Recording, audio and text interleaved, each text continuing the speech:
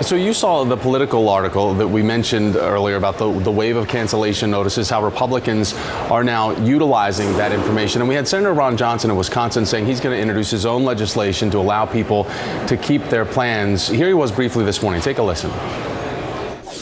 It was totally false advertising. So we're actually going to put in a true grandfather plan that if you have a health care plan today and you like it, you can actually keep that plan. So I'm certainly hoping my Democratic Senate colleagues will join us in at least passing this measure.